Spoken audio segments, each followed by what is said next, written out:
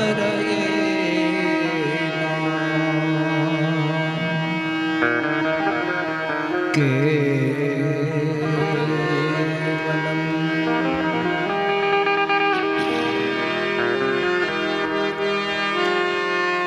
ગંગાના પવિત્ર ઘાટ પર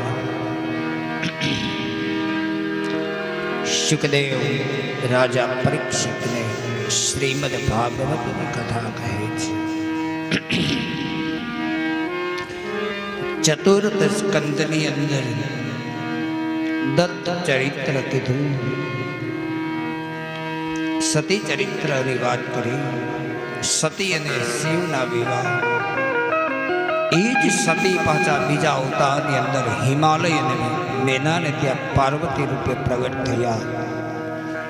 એ અવતારની અંદર પણ ભગવાન શિવની સાથે પાર્વતીના વિવાહની વાત કરી છે। ત્યાર પછી શુકદેવ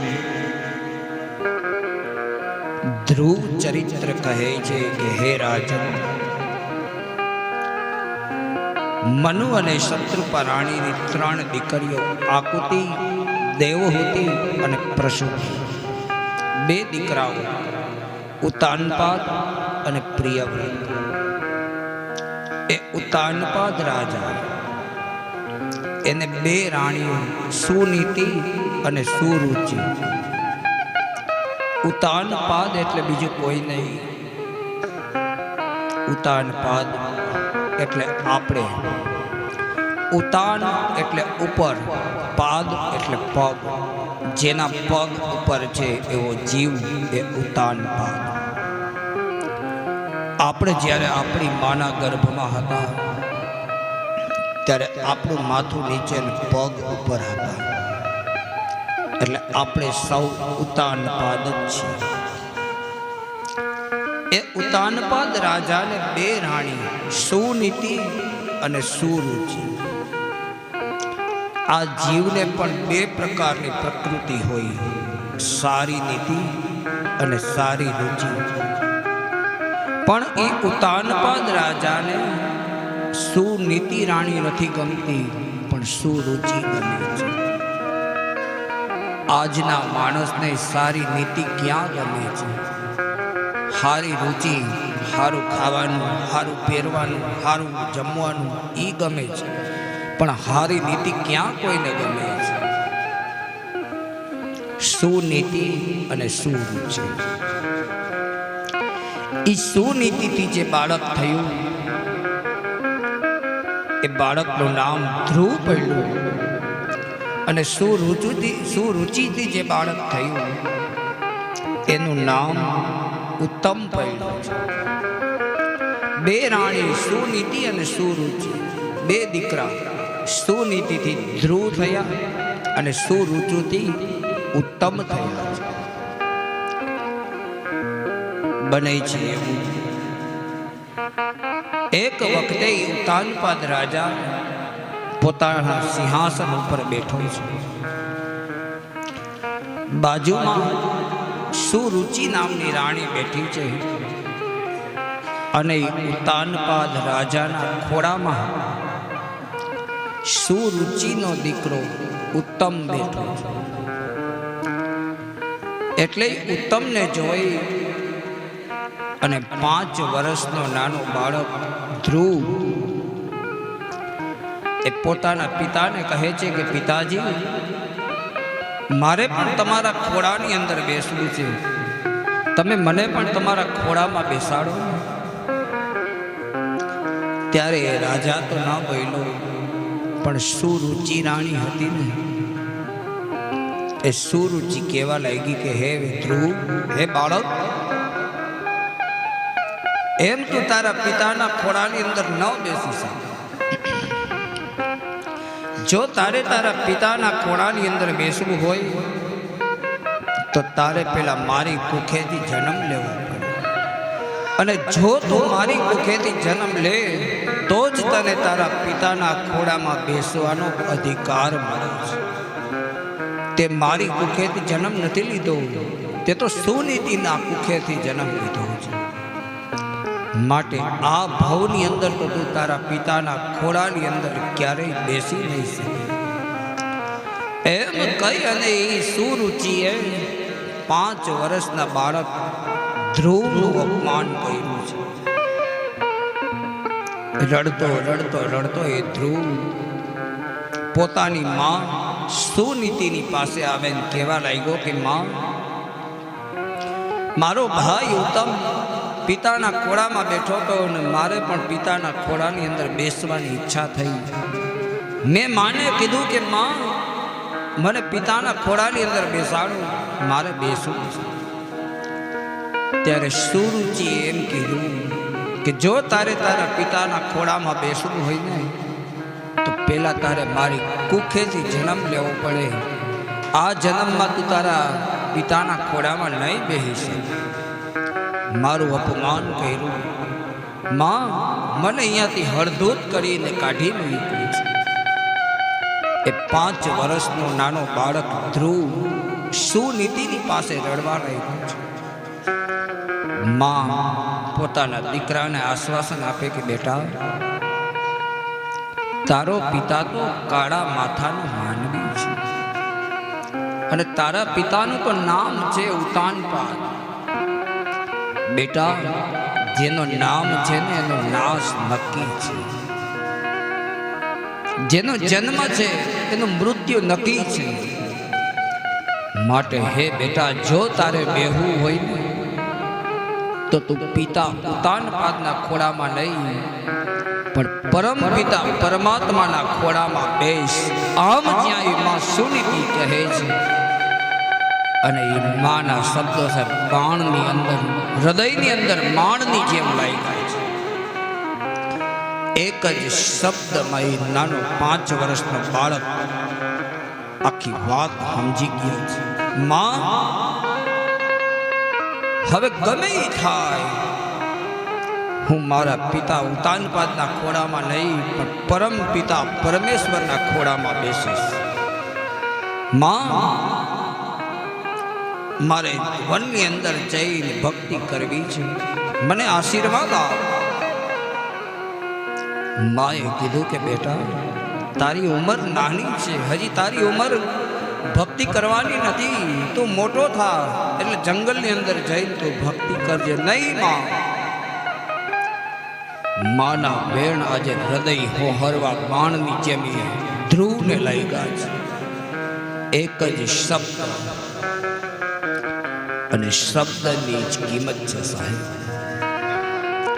કોઈ એક શબ્દ કહે ને જો સાચો માણસ હોય તો એ શબ્દ સમજી લે કે હું કહેવા માંગ્યો છું. યાદ કરો એ 92 લાખ માળવાનો ધણી રાજા ભરથરીને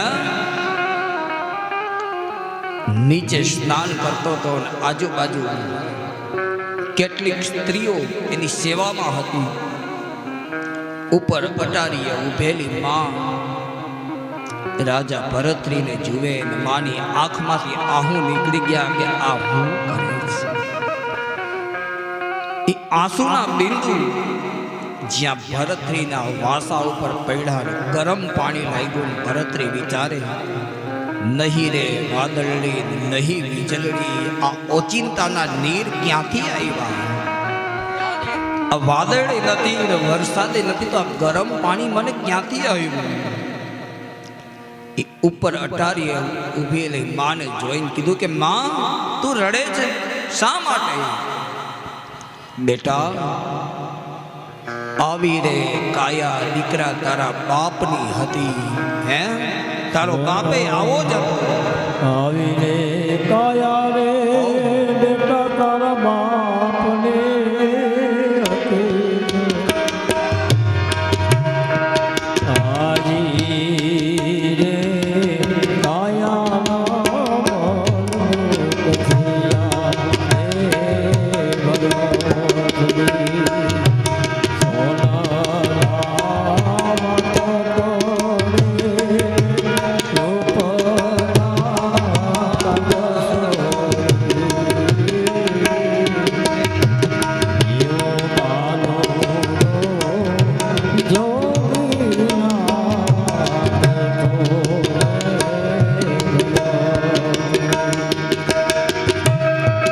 કાલુડો જોગી આજે ભરતરી નાવા બેઠો છે. કીધું કે બેટા આ તારી કાયાને જે તું લાડ લડાવસ ને, આ સ્ત્રીઓ તારી સેવામાં છે ને, આવી ને આવી તારી કાયા છે ને, એ જ કાયા તારા બાપની હતી.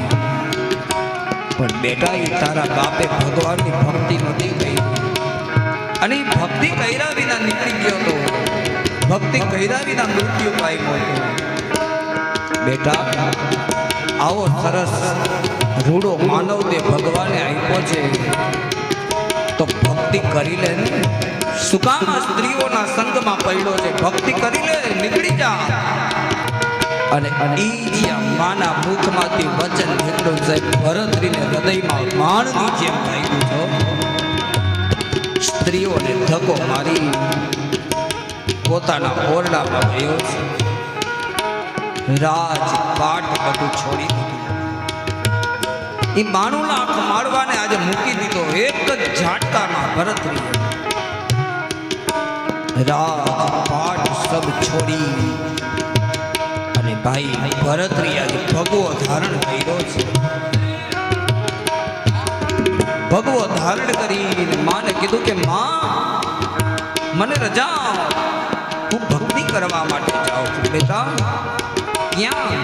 બસ આજે મને ખબર પડી ગઈ કે મારી કાયાનું કલ્યાણ કેમાં છે. આ રાજપાટ ભોગવવામાં કાયાનું કલ્યાણ નથી. આ દાસ દાસીઓની સેવા કરાવવાથી કોઈ કાયાનું કલ્યાણ નથી. માં કાયાનું કલ્યાણ તો પરમ પિતા પરમેશ્વરની ભક્તિ કરવાથી છે. એક જ શબ્દ જ્યાં ભરતરીની માને લાગ્યું અને ભરતરી 92 લાખ માળવાને એક જ ઝાટકામાં છોડી દીધું. અને ભગવો ધારણ કરી નીકળી ગયો છે. જય હો.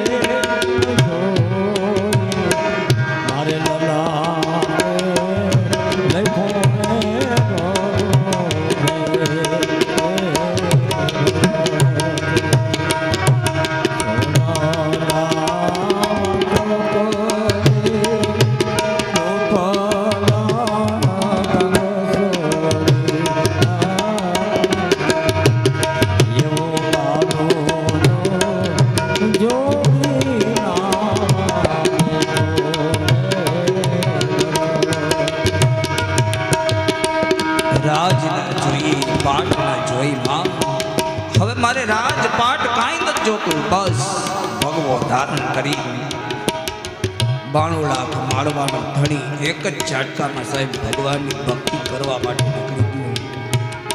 એક વચન જ્યાં માનું લાગ્યું અને 92 લાખ માળવાનો ધણી નીકળી જતો હોય.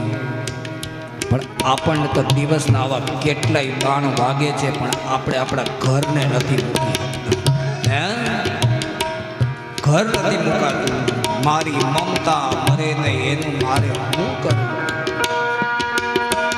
એ જ મમતા મરે નહીં એનું મારે શું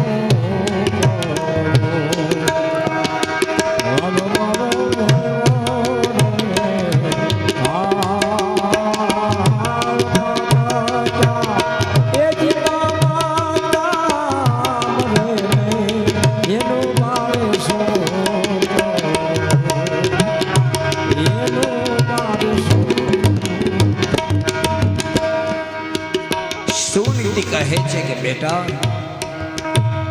તારા પિતાના ખોળામાં નહીં પણ પરમ પિતાના ખોળામાં બેસ. એ 5 વર્ષનો નાનકડો ધ્રુવ પોતાના માને પગે લાગી જંગલની અંદર વનની અંદર ભક્તિ કરવા માટે જાય. રસ્તામાં નારદ મળે. નારદે થયું કે લાવ જરાક પરીક્ષા તો કરું બાળકની. નારદે ધ્રુવને ઉભા રહી કઈ પૂછ્યું કે બેટા ક્યાં જાસ? પ્રભુ હું પિતાના ખોળામાં બેસવા ગયો અને માએ મને ન કહેવાના કડવા વેણ કીધા. મારી માં સુનીતિએ કીધું કે તું પિતાના ખોળામાં નહીં, તું પરમ પિતાના ખોળામાં બેસ. એટલે હું ભગવાન નારાયણની ભક્તિ કરવા માટે જાઉં. નારદે ધ્રુવની પરીક્ષા કરે છે અને કહે છે કે બેટા, આ તારી ઉંમર હજી ભક્તિ કરવાની નથી.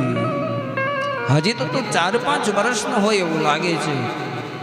અને તને ખબર નથી, જંગલમાં હિંસક પશુઓ વહે. જો એ હિંસક પશુઓ તને ફાડી નાખશે ને, તો તારી માનો આધાર તું એકનો એક છો. તારી માં શું કરશે? નહીં નારદ, મને ભગવાનની ભક્તિ કરવી છે, ભક્તિ કરવા માટે જવા દો. નારદજી અનેક રીતે પરીક્ષા કરે, પણ એ ધ્રુવ પરીક્ષામાંથી પાસ થયા છે.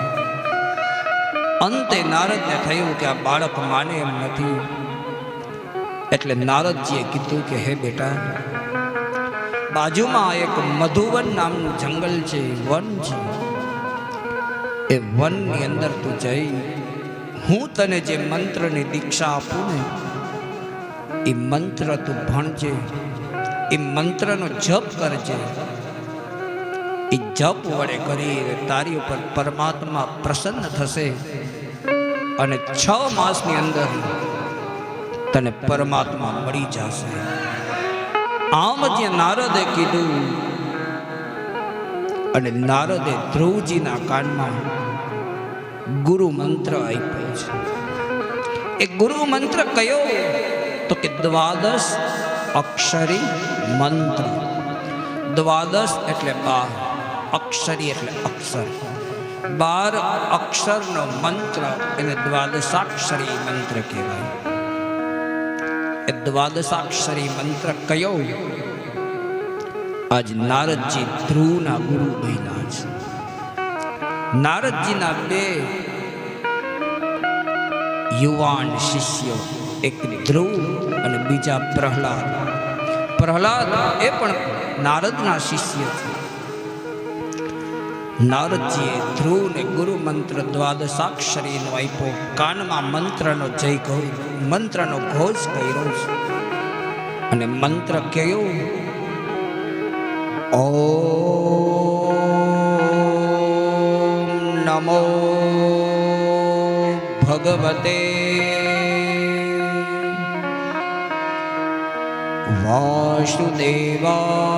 વાસુદેવાય નમઃ. આ 12 અક્ષર મંત્ર છે. અને જે કોઈ પણ વ્યક્તિ 6 માસ સુધી સતત રાત દિવસ 24 કલાક આ 12 મંત્રના જાપ જપે, એને નારદજી કહે છે કે 6 જ મહિનાની અંદર ભગવાનની પ્રાપ્તિ થાય છે. આ મંત્ર એવો સિદ્ધ છે કે 6 જ મહિનાની અંદર રાત દિવસ છે આ 12 મંત્રનો જપ જપે, એને ભગવાનની પ્રાપ્તિ થાય. ગુરુ મંત્ર નારદજી આપ્યો.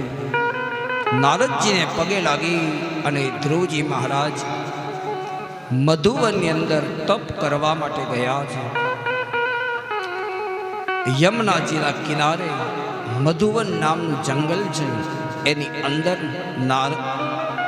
ધ્રુવજી મહારાજ આવે છે. દર પહેલે માસે, પહેલો મહિનો, અને એ પહેલા મહિનાની અંદર દર 3 દિવસે ધ્રુવજી મહારાજ બોર ખાઈ ભગવાનની તપશ્ચર્યા કરે છે. પહેલો મહિનો પૂરો થયો અને બીજો મહિનાની શરૂઆત થઈ. બીજા મહિને દર 6 દિવસે માત્ર સૂકું ઘાસ અને પાંદડા ખાઈ સતત દી અને રાત એ ધ્રુવજી 12 મંત્રનો જપ જપે છે. ત્રીજો મહિનો શરૂ થયો. ત્રીજે મહિને દર 9 દિવસે માત્ર જલ પી અને 12 મંત્રનો જપ કરે છે. ચોથો મહિનો શરૂ થયો અને ચોથે મહિને હવે તો ધ્રુવજીએ પાણી પીવાનું મૂકી દીધું. દર 12 દિવસે માત્ર પોતાનો એક વખત શ્વાસ લે અને એ શ્વાસ લઈ દ્વાદશાક્ષરી મંત્રનો જપ કરે છે. 5મા મહિનાની શરૂઆત થઈ. હવે તો ધ્રુવજીએ શ્વાસ લેવાનું પણ છોડી દીધું. પોતાના શ્વાસને જીતી લીધો છે. એ શ્વાસને જીતી એક પગ ઉપર ઊભા રહી દ્વાદશાક્ષરી મંત્રનો જાપ જપે. 6ઠા મહિનાની શરૂઆત થઈ. 6ઠે મહિને ધ્રુવજી મહારાજે 5 વર્ષનો બાળક સ્તંભની જેમ સ્થિર થયો. દ્વાદશાક્ષરી મંત્રનો જપ જપે. નથી ખાતો, નથી પીતો, નથી શ્વાસ લેતો. બસ હર ક્ષણ હર પળ ઓમ નમો ભગવતે વાસુદેવાય, ઓમ નમો ભગવતે વાસુદેવાય જાપ જપે છે.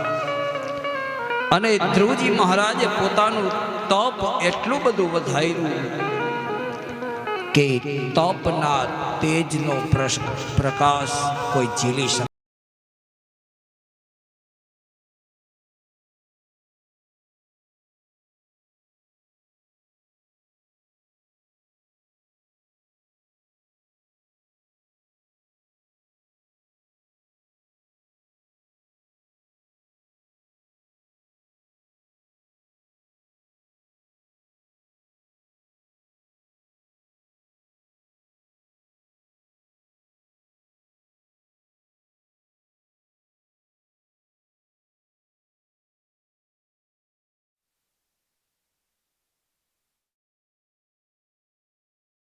થઈ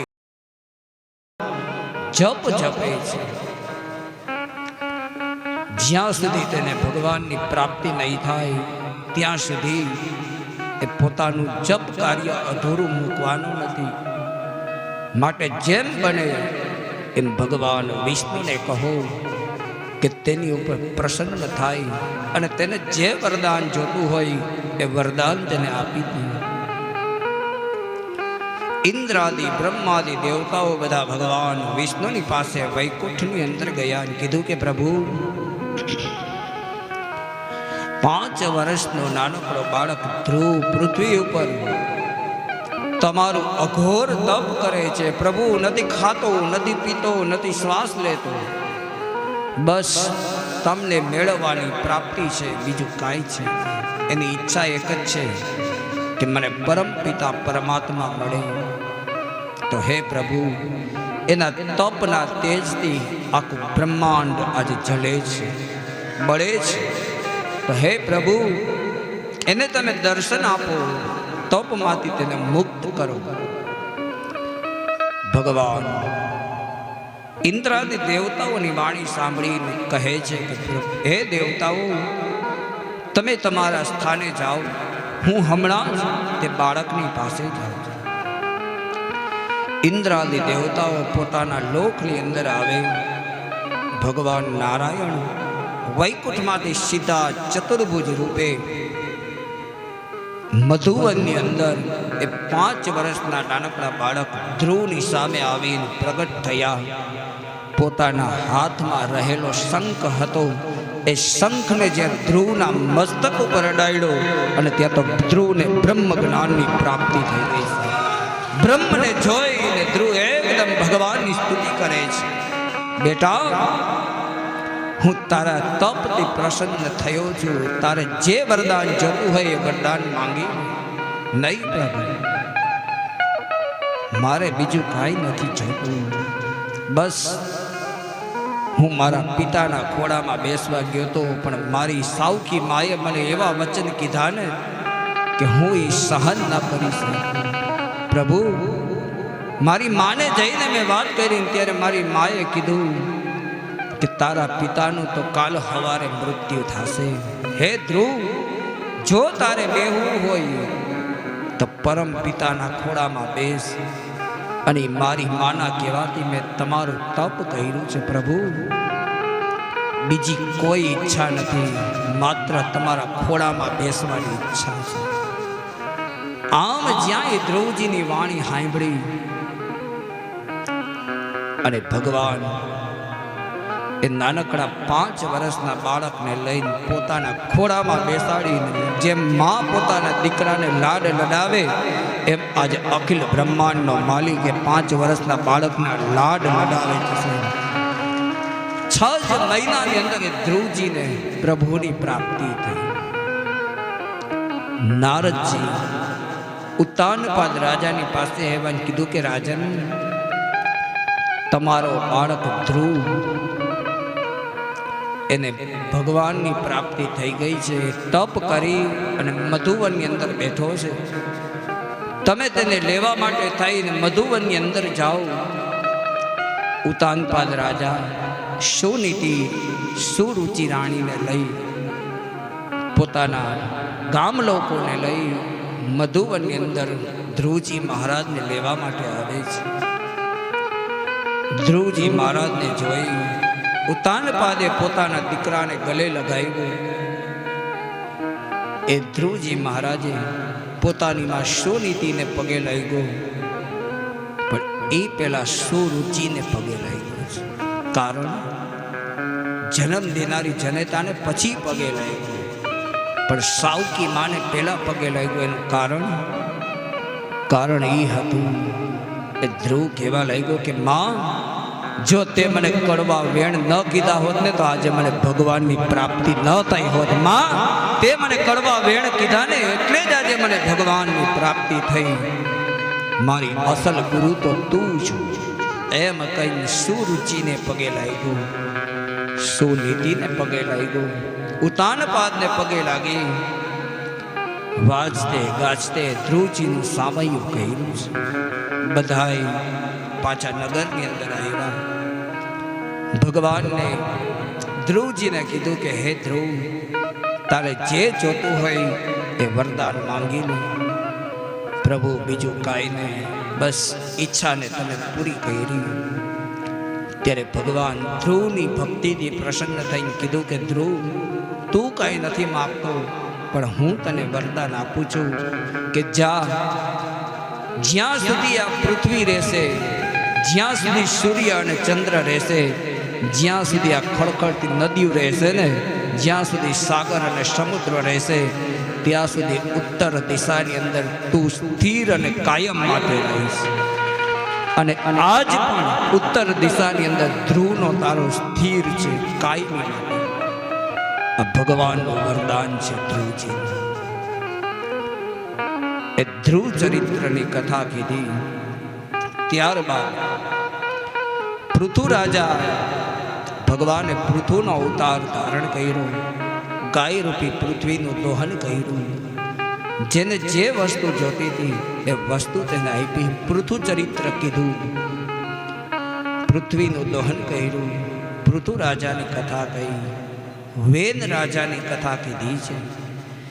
પુરંજનાખ્યાન કીધું, પ્રચેતાઓની કથા કહી. ચતુર્થ સ્કંદનું એક પુષ્પ ભગવાન ભાગવતજીના ચરણમાં અર્પણ કરી 5મા સ્કંદની શરૂઆત કરીએ તો 5મા સ્કંદની શરૂઆતની અંદર મનુ અને શત્રુપા રાણીનો નાનો દીકરો પ્રિયવ્રત, એ પ્રિયવ્રત રાજાની કથા છે. પ્રિયવ્રતનો સાદો અને સીધો અર્થ થાય કે જેને વધારેમાં વધારે વ્રત પ્રિય છે એ પ્રિયવ્રત. એનું નામ જ પ્રિયવ્રત. જેને વધારેમાં વધારે વ્રત પ્રિય એ પ્રિયવ્રત. એ પ્રિયવ્રત રાજાને લગ્ન કરવાની કોઈ ઈચ્છા હતી નહીં. આખો દિવસ ભગવાનની ભક્તિ કરે, સત્સંગ કરે. બ્રહ્માજી તેની પાસે આવ્યા અને બ્રહ્માજીએ તેને લગ્ન માટે સમજાવ્યું અને કીધું કે ભાઈ, ભગવાનની ભક્તિ તો સંસારની અંદર રહીને પણ થઈ શકે છે, લગ્ન કરીને. એ બ્રહ્માજીના સમજાવવાથી પ્રિયવ્રત રાજાએ લગ્નનો સ્વીકાર કર્યો છે. એ પ્રિયવ્રત રાજાએ કોઈ સુંદર સ્ત્રીની સાથે લગ્ન કર્યા. એ પ્રિયવ્રત રાજાને 10 દીકરાઓ થયા છે, 10 પુત્રો થયા. એ 10 દીકરાઓમાંથી 3 દીકરાઓ 3 પુત્રો વિરક્ત બન્યા છે, જેના સંસારની મોહ માયા લાગી નથી, સંસારની અંદર આસક્ત નથી, વિરક્ત બન્યા. અને બાકીના 7 દીકરાઓ હતા. એ પ્રિયવ્રત રાજાએ 7 દીકરાઓને એક દ્વીપનું રાજ આપ્યું છે. 7 દ્વીપ, એક દ્વીપનું રાજ એ 7 દીકરાઓને આપ્યું છે. દીકરાઓને રાજપાટ આપી પ્રિયવ્રત રાજા ભગવાનની ભક્તિ કરવા માટે જાય. જંગલની અંદર જંબુદ્વીપ અને જંબુદ્વીપના રાજા એ પ્રિયવ્રતનો દીકરો અગ્નિગ્રહ રાજા થયા. એ અગ્નિગ્રહ રાજાએ પૂર્વચિતી નામની અપ્સરા હતી, એ અપ્સરાની સાથે વિવાહ કર્યો. એ પૂર્વચિતી નામની અપ્સરાથી વિવાહ કર્યો. એ અગ્નિગ્રહ અને પૂર્વચિતીને ત્યાં એક દીકરો થયો. એ દીકરાનું નામ નાભી રાજા થયું છે. એ નાભી રાજા મોટા થયા અને એ નાભી રાજાના લગ્ન મેરુ પર્વતની દીકરી મેરુ દેવીની સાથે થયા છે. અને એ નાભી રાજાને મેરુ દેવીથી 100 દીકરા થયા. 100. એમાંથી 81 દીકરાઓ કર્મકાંડી બ્રાહ્મણો થયા. અમારા જેવા જપ તપ હોમ હવન કરાવે એવા કર્મકાંડી બ્રાહ્મણ. બીજા 9 દીકરાઓ, એ 9 દીકરાઓને એક ખંડનું રાજ્ય આપવામાં આવ્યું છે. 9 ખંડ જેને કહેવાય, એ 9 દીકરાઓને એક ખંડનું રાજ્ય આપ્યું છે. અને સૌથી મોટો પુત્ર હતો ભરત. એ ભરત રાજા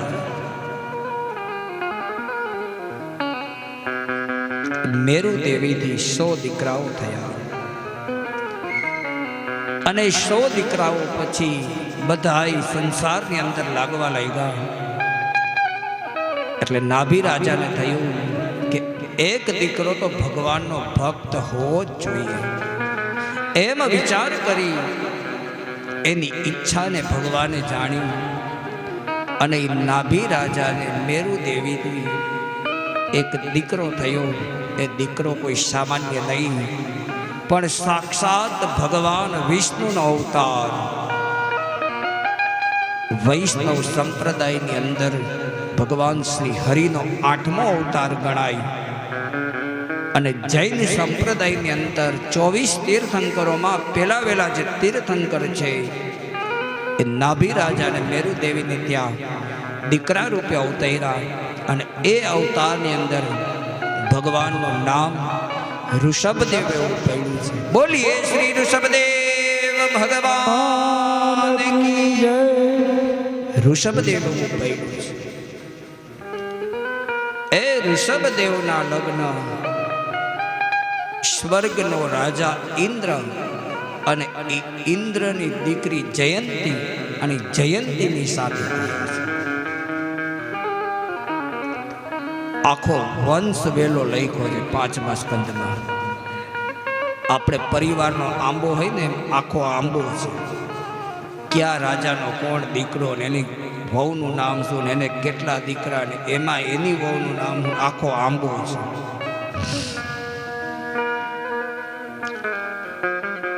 ઈ ઋષભદેવના લગ્ન ઇન્દ્ર રાજાની દીકરી જયંતીની સાથે થયા. અને પાછા એ ઋષભદેવને જયંતીથી 100 દીકરાઓ થયા છે. અને એ 100 દીકરાઓને ઉપદેશ આપી ઋષભદેવ વનગમન કરે, ભગવાનની ભક્તિ કરે છે. ઋષભદેવને દેહાધ્યાસ છૂટ્યો છે. પોતાના દેહનું ભાન નથી. ભગવાનની ભક્તિનો રંગ એવો લાગ્યો કે શું કરે છે ને એને પોતાને ખબર નથી. ક્યારેક નાય, ક્યારેક ન નાય, ક્યારેક જમે, ક્યારેક ન જમે, ક્યારેક વસ્ત્ર પહેરે, ક્યારેક વસ્ત્ર ન પણ પહેરે. ફકીર જેવું જીવન જીવવા લાગ્યું છે. એક વખતે એ ઋષભદેવ વનની અંદર ભગવાનની સમાધિ લગાવીને ભક્તિ કરતા હતા.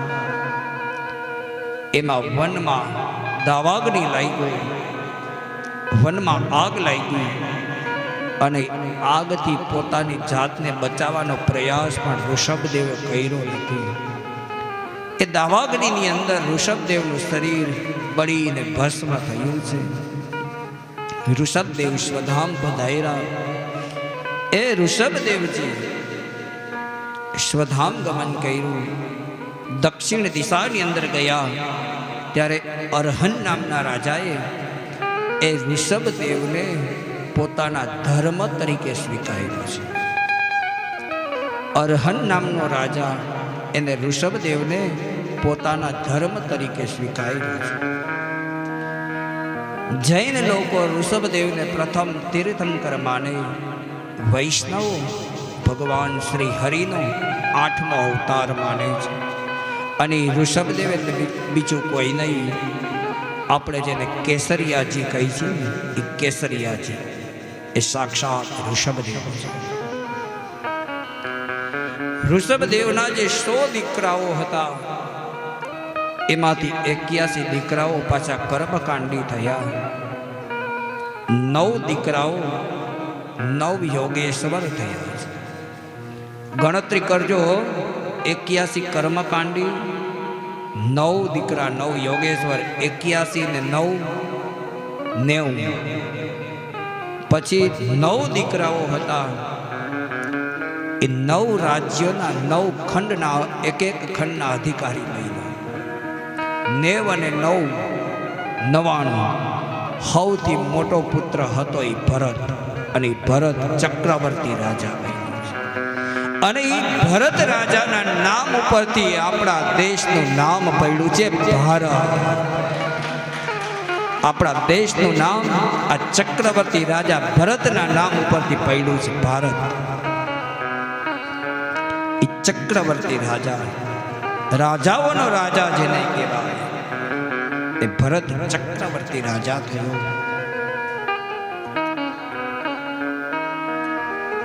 બધું છોડી દઈ ભરતજી રાજપાટ છોડી દીધું. અને ભરતે એને ભક્તિનો રંગ એવો લાગ્યો છે સાહેબ, ભગવાનની ભક્તિ કરવા માટે એ ચક્રવર્તી રાજા વનની અંદર ભક્તિ કરે છે. બાજુમાં ગંડકી નામની નદી હતી, અને ગંડકી નદીમાં રોજ સ્નાન કરે, ભગવાનની ભક્તિ કરે. પણ એક વખત એવું બન્યું કે ભરતજી ગંડકી નદીની અંદર સ્નાન કરવા માટે જાય. બરાબર તે જ સમયે એક હરણની પત્ની હરણી એ નદીની અંદર જલ પીવા માટે આવે છે. પણ એ હરણીને 6 મહિનાનો ગર્ભ છે. હરણીના ગર્ભની અંદર 6 મહિનાનું બચ્ચું છે.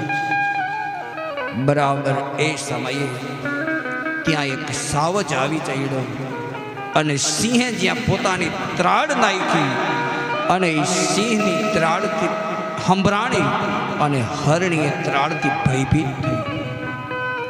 હરણીને થયું કે હમણાં સિંહ આવશે, મને મારી નાખશે, મારા બચ્ચાને મારી નાખશે. અને એ ભયમાં હરણીએ ગર્ભસ્ત્રાવ કર્યો. હરણી મરી ગઈ અને હરણનું બચ્ચું જીવી ગયું છે. એ હરણનું બચ્ચું સામે કાંઠે નદીએ હતું. એ સામે કાંઠેથી તરતું જે જગ્યાએ ભરતજી નદીની અંદર સ્નાન કરતા હતા તે જગ્યાએ આવે છે. સ્નાન કરતા હાથમાં હરણનું બચ્ચું આવ્યું છે. આજુબાજુ ભરતજી જુએ તો તેની માં તેને કંઈ મળતી નથી. ભરતજી વિચાર કરે કે આ બચ્ચું એની માથી જુદું પડી કેવું લાગે છે. એમ વિચારીને ભરતજી પોતાના આશ્રમની અંદર એ ભરત હરણના બચ્ચાને લઈ આવે. પછી તો આખો દિવસ એ ભરતજી હરણના બચ્ચાની સેવા એટલી બધી કરવા લાગ્યા કે હવે હરિમાંથી ધ્યાન હટ્યું છે અને હરિણમાં ધ્યાન લાગ્યું છે.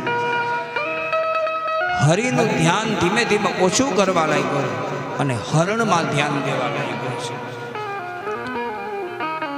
વૃદ્ધાવસ્થા એવી ભરતજીને, મૃત્યુનો સમય આવ્યો, મૃત્યુની બેડા આવી છે.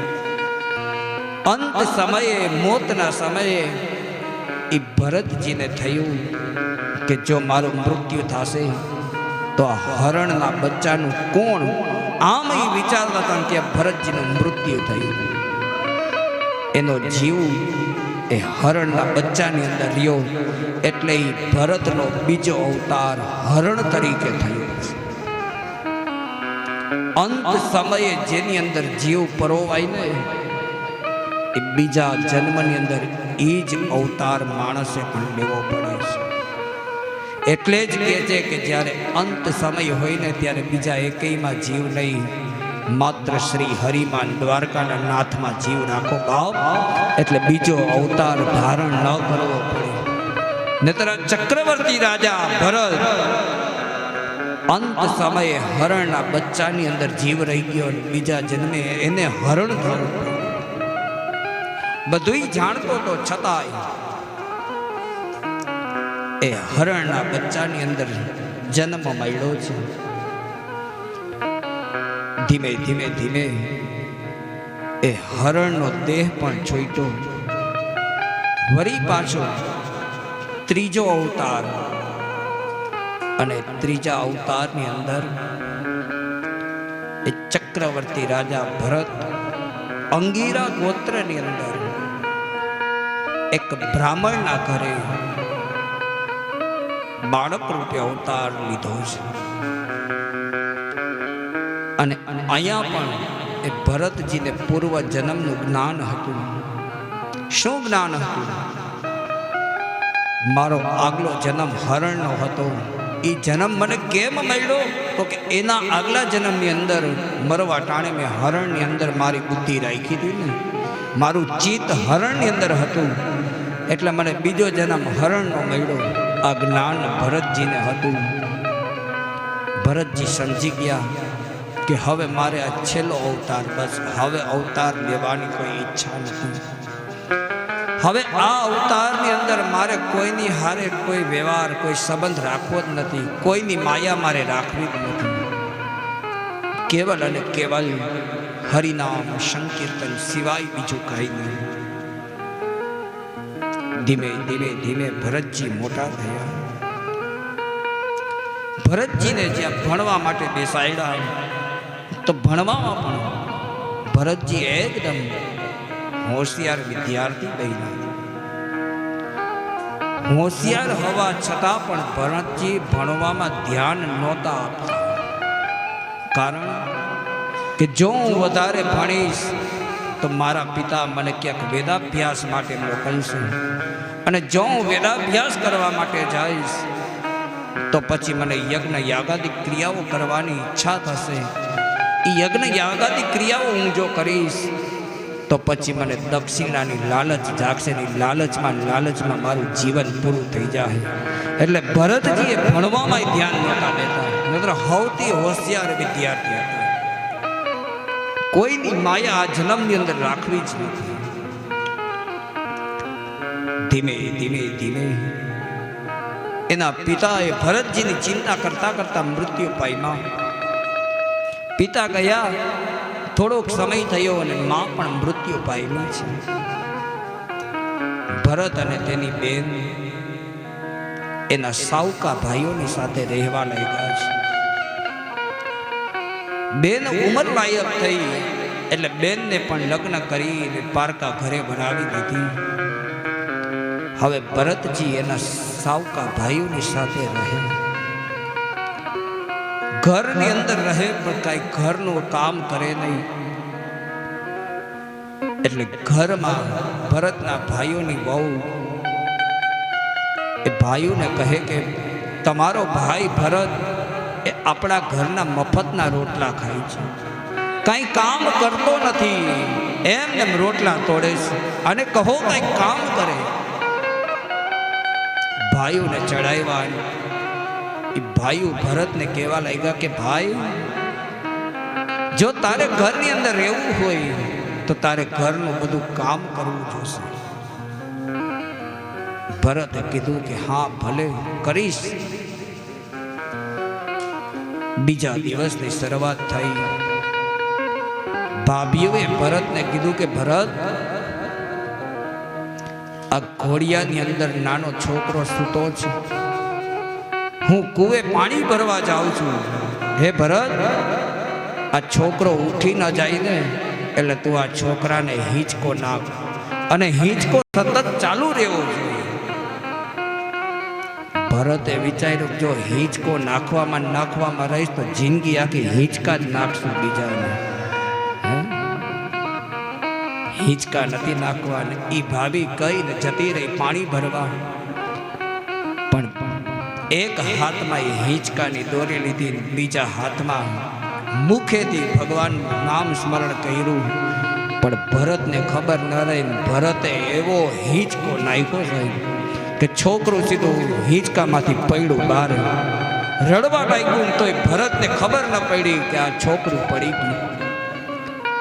ભાભી પાણી ભરીને આવી, જુએ તો છોકરું ઘોડિયાની બહાર રડે છે.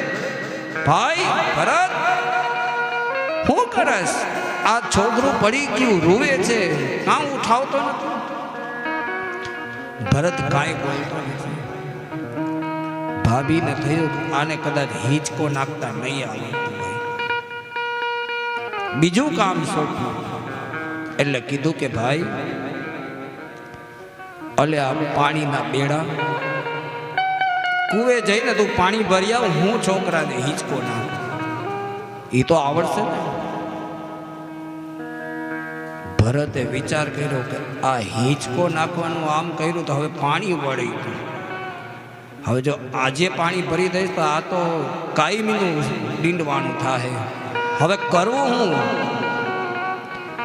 એટલે ભરતે ઓલી જે દોરી હોય એ દોરી ગાગરમાં ભરાવી અને એ ગાગરને એવી કૂવાની અંદર નાખી કે ગાગર પાછી નીકળી જ નહીં.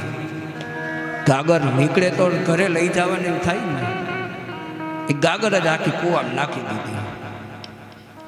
ઘરે આવીને ભાભીએ પૂછ્યું કે ભાઈ, હેલ ક્યાં, ગાગર ક્યાં? ભરતે કીધું કે ભાભી, એ તો ગાગર કૂવાની અંદર પડી ગઈ. ભાભીઓએ ઠપકો દીધો કે તું તો ક્યાંય હાલે નથી, તું તો અમારા ઘરના મફતના રોટલા તોડસ. આમ કીધું. રાતે એ ભરતના ભાઈઓ ખેતરેથી પાછા આવ્યા.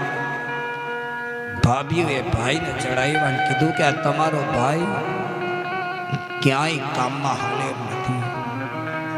આને હિંચકો નાખવાનું કીધું કે હિંચકો નાખતા નથી આવડતું. પાણી ભરવાનું કીધું તો ગાગર કૂવામાં નાખીને વયો આવ્યો. આ ક્યાંય હાલે એમ નથી. અને જો આને કહી દો કે ઘરની અંદર રહેવું હોય તો ઘરના કામ કરે, નતર આને ઘરમાં અમારે રાખવો નથી.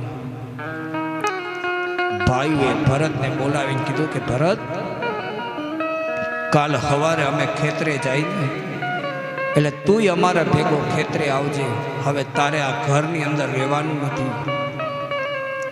ભરતે કીધું મને જોતું તો એ મળી ગયું. ઘરમાં હો તો કેમ થાય કે હિંચકો નાખ ને પાણી ભર ને, ઘરમાં જ ન હોય તો કોણ કહેવાનું છે? જોતું તો એવું મળી ગયું. બીજા દિવસની સવાર થઈને ભરતને એના ભાઈઓ ખેતરની અંદર લઈ ગયા.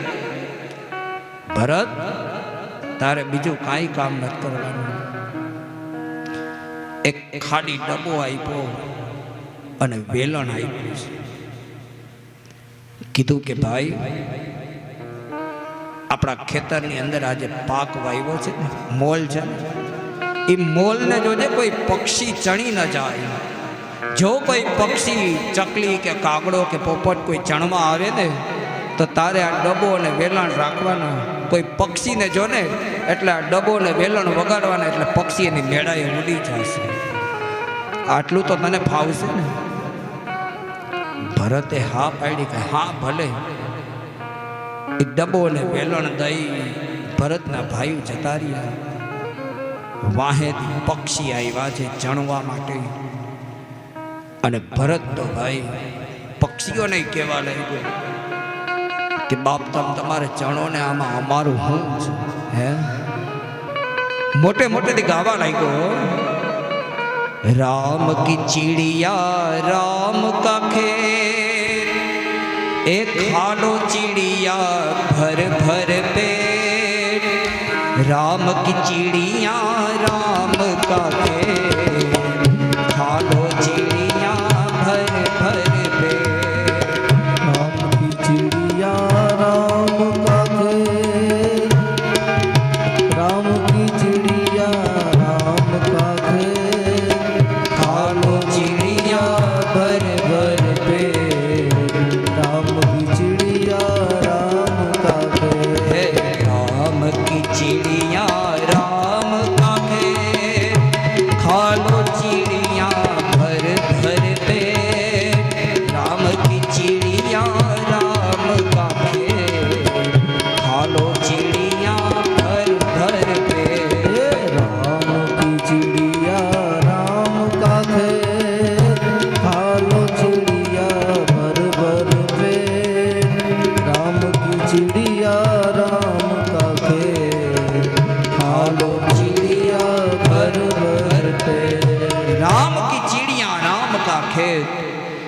આ ચકલીને રામે બોલાવી બનાવી છે ને ખેતરમાં મોલ છે પાક છે એ રામે ઉગાડ્યો છે. આમાં અમારું શું છે? તમારું છે, તમારું જ ખાઓ બાપ. ખાલો ચીડિયા ભર ભર પેટ. તમારું પેટ ન ભરાય ને ત્યાં સુધી ખાઈ જાય. અને આખો એ મોલ સાફ કરી નાખ્યો. ખેતર આખું સાફ, જે વાયુ હતું ને બધું પૂરું. ભાઈઓએ આવીને કીધું કે ભરત, આ શું થયું? તું બેઠો નહોતો, ડબ્બો ન બગાડ્યો, આ પક્ષી ચણી ગયા, તું તો હાવ જળ જેવો જ રહ્યો. ભાઈઓએ આમ કીધું. અને ભરતને એક બિરુદ મળ્યું છે જળનું. અને ત્યારથી એ ચક્રવર્તી રાજા ભરત એ જળ ભરત તરીકે ઓળખાણા છે. જળ ભરત કેવો? તો કે જળ ભરત. ભરતને બિરુદ મળ્યું જળનું. એ ચક્રવર્તી રાજા ભરત હવે જળ ભરત તરીકે ઓળખાણા. એ જળ ભરતનું ચરિત્ર કીધું છે. ભાઈઓએ કીધું કે ભરત, તું તો ખેતરમાં ડબ્બો વગાડવામાં એ હાલ એમ નથી. હવે તારું અમારે શું કામ છે? અમારું ખેતર છોડીને તું વયો જા, જતો રે. ભાઈ આમ કીધું એટલે રાજી થાતો હસતો હસતો નીકળી ગયો. વાહ મારા નાથ, બસ આ જ જોતું તું કે કામ કરીએ તો ઉપાધિ, કામ જ નથી કરવું. નતર આવડે તો બધું લ્યો, પણ કરવું જ નથી. એને હું અને સાહેબ ભરત રાજા ભાઈઓનું ખેતર છોડીને જતા હતા વનમાં. ત્યાં વનની અંદર તેને એક રાજાની પાલખી મળે છે. એ રાજા કોણ? તો કે રહુગણ નામનો રાજા. રાજા રહુગણ. અને એ રહુગણ રાજાને એક માનતા હતી પોતાની ભગવતી માં કુળદેવી મહાકાલીની. શું માનતા? કે રહુગણ રાજાની પાસે ભગવાનની દયાથી બધુંય હતું, પણ શેર માટીની ખોટ હતી કે તેને ત્યાં કોઈ બાળક નહોતું, દીકરો નહોતો. અને એ રાજાએ પોતાની માં મહાકાલીની માનતા માની હતી કે માં, જો મારા ઘરે તમે દીકરાનો જન્મ થશે, મારા ઘરે તમે કૃપા કરશો ને, મારા ઘરે જ્યારે દીકરાનો જન્મ થશે ને ત્યારે હું એક નર બલિ તમને અર્પણ કરીશ. નર બલિ હું તમને અર્પણ કરીશ. અને એ રાજા રહુગણને ત્યાં એક બાળકનો સંતાનનો જન્મ થયો છે. અને એ રાજા રહુગણ પોતાની માં ભગવતી કુળદેવીની માનતા પૂરી કરવા માટે મહાકાલીના મંદિરની અંદર જાય રાજાના સૈનિકો સાથે છે. રસ્તામાં ભરત મળે. એ રાજા પાલખીની અંદર બેઠો અને એ રાજાની પાલખી 4 સૈનિકોએ ઉપાડી છે. પણ એક સૈનિકને રસ્તામાં હાલતા હાલતા પગમાં કાંટો લાગ્યો, રુધિર ટપકવા લાગ્યું અને એટલો બધો પીડા થવા લાગી કે એ સૈનિક ત્યાં હાલી શકતો નથી. સૈનિકે રાજાને કીધું કે રાજન, મારાથી હવે આગળ હલાય એમ છે નહીં. રાજાએ બીજા સૈનિકોને આજ્ઞા કરી કે ભાઈ તમે જંગલની અંદર જાઓ, કોઈ પણ માણસ મળે તો એને ગોતીને લઈ આવો. એ સૈનિકો જંગલની અંદર ગયા. સામા ભરત તેને મળે છે. રાજાના સૈનિકો ભરતને લઈ રાજા રહુગણની પાસે આવે. રાજન, પાલકી ઉપાડનાર ચોથો માણસ મળી ગયો. વળી પાછો રાજાએ પાલખીની અંદર બેઠો. 3 રાજાના સૈનિકો અને ચોથો ભરતજી રાજાની પાલખી ઉપાડે છે. પણ ભરતજી એકદમ ધાર્મિક વૃત્તિવાળા. રસ્તાની અંદર કોઈ કીડી કે મકોડો આવે અને કીડી કે મકોડાની હિંસા ન થાય એ માટે થઈને કોઈ મકોડાને જુએ તો સીધી દાભ મારે, ઠેક પડે.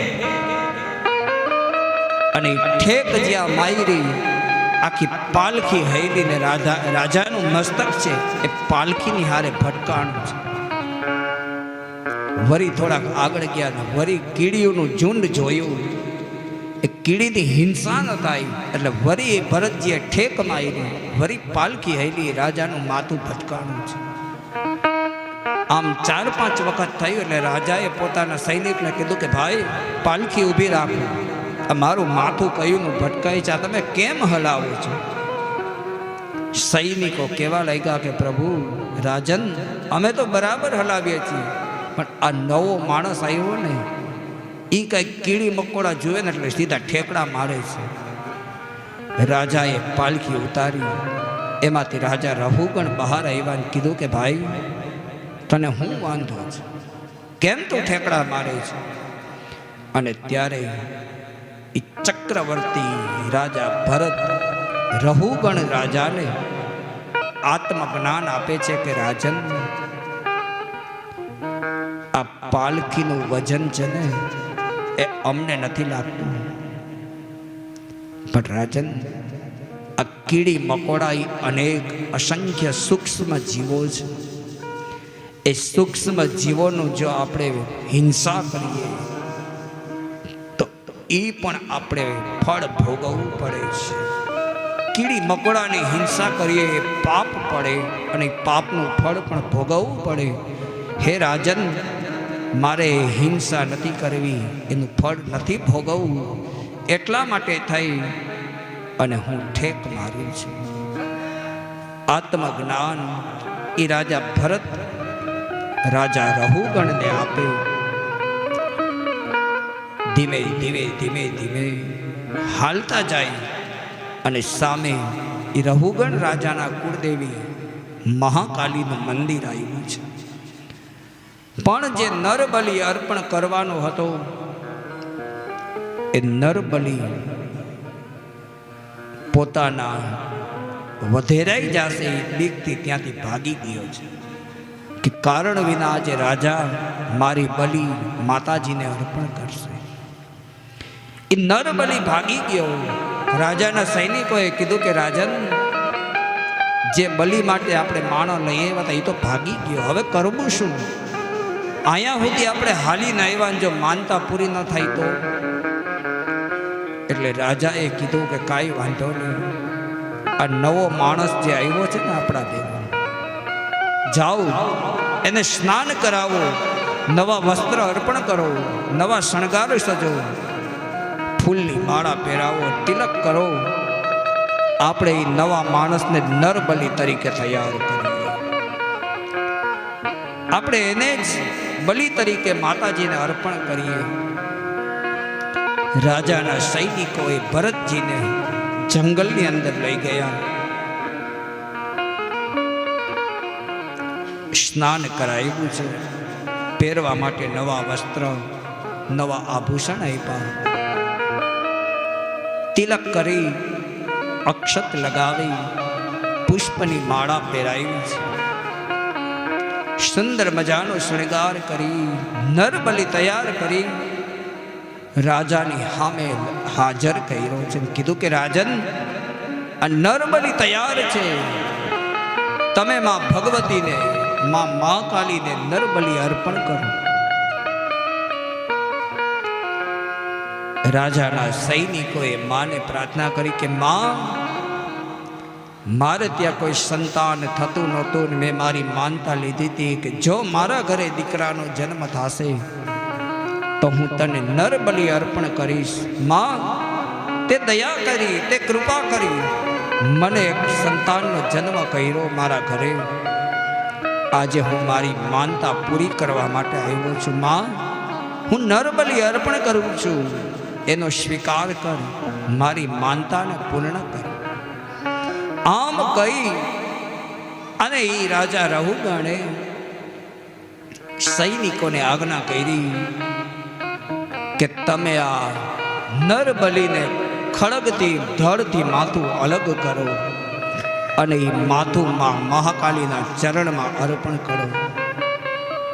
અને જ્યાં એ રાજાની આજ્ઞા મળી, સૈનિકો ભરતજીને મારવા માટે તૈયાર થયા. પણ ભરતજી વિચારે છે, માની પ્રાર્થના કરે છે કે માં, આ કેવો રિવાજ, કેવી સંસ્કૃતિ છે કે બાળકનો જન્મ થાય તો નરબલી. માં, મને તો કોઈ વાંધો નથી, કદાચ મારો બલિ અર્પણ કરી દે તોય, પણ માં, આમાં જેનો વાક ન હોય ને એ મરી દે. માટે હે માં, એક વિનંતી કે આ નરબલીની પ્રથાને તું બંધ કર, મારી પ્રાર્થનાનો સ્વીકાર કર. આમ જ્યાં એ ભરતજીએ માં મહાકાલીની પ્રાર્થના કરી છે અને સૈનિકોએ હાથમાં ખડગ લીધું છે અને એ જ્યાં સૈનિકો ખડગ લેવા જાય અને ખડગને જ્યાં હાથ ઉપાડી અને રાજા ભરતના મસ્તક ઉપર રાખ્યું અને ત્યાં તો એમાં મહાકાલીની મૂર્તિ હતી. મહાકાલીની મૂર્તિના બે ભાગ થયા. એમાંથી સાક્ષાત માં જગદંબા મહાકાલી પ્રગટ થઈને કીધું કે હે રાજા, આ તું શું કરસ, કોને મારસ? આ ભરત કોઈ સામાન્ય નથી રાજન, આ તો ચક્રવર્તી રાજા ભરત છે. અને સૈનિકોને પકડી મહાકાલીએ તેનો સંહાર કર્યો છે. ભરતજીને ખબર પડી કે મારી રક્ષા માટે થઈ ભગવતીમાં મહાકાલી રૂપે અવતરી. અને ભરતજીએ બે હાથ જોડી મહાકાલીને પ્રાર્થના કરી કે માં, તું તો કાળી અને કલ્યાણી છો. હે માં, હું તને જ્યાં જોઉં ને અહીંયા તું મને જોગ માયાના રૂપે દર્શન દે. અને ભરતજી બોલ્યા છે, જય હો. મારી જગદંબા તું જો ગણે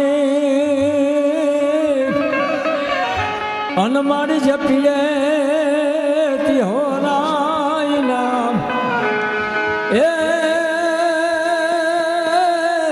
એ મારી અખંડ રે થોડા દીવા બળે રે મારી તું કપોલ ગટ્યા પોયા. હાલો આવી જાઓ. કાલે જતી મને બેનું કહેતા હતા કે આ વખતે રાસ કાં નથી રમાડતા, તમે આવી જાઓ. હાલો, જય હો. હે માં,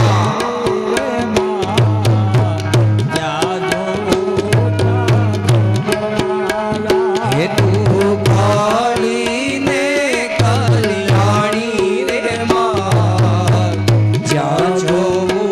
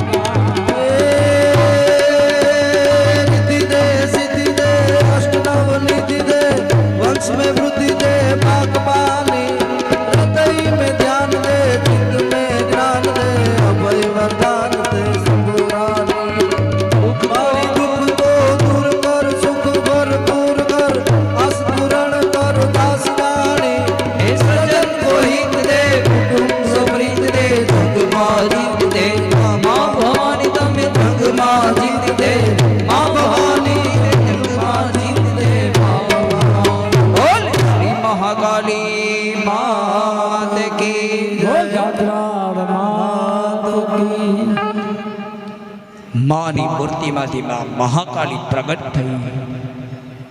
થાય એમ છે ભાઈ હમણાં માઈક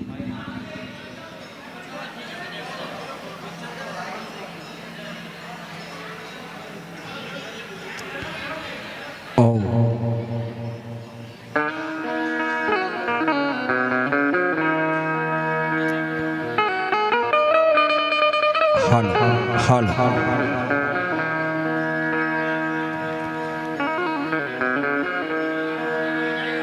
હાલો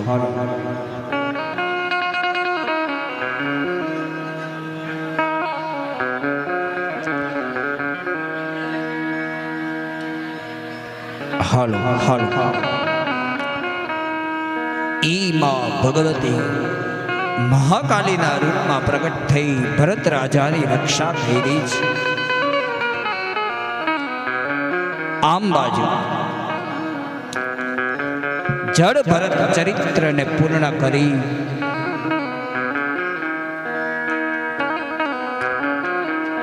પાંચમા સ્કંદની અંદર ભવાટવીના વર્ણન કે ભવાટવીનું વર્ણન કર્યું છે.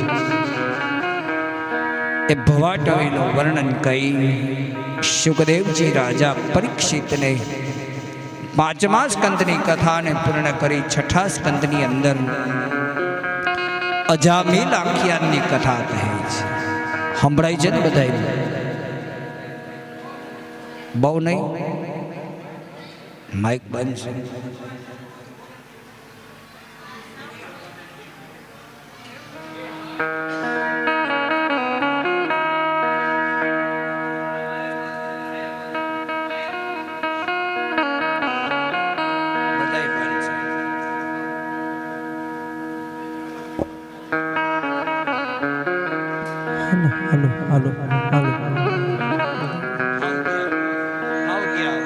બધા વયા ગયા. કાંઈ વાત નહીં.